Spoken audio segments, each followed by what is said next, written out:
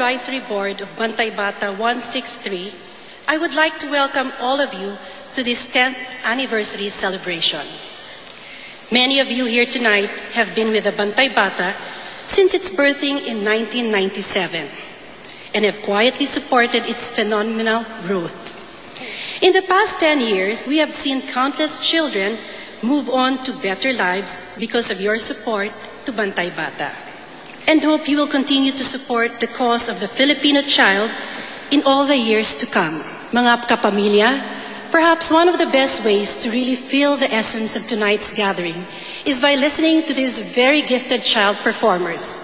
To sing the Bantay Bata theme, please welcome the kids from the Little Big Star together with the Bantay Bata Choir.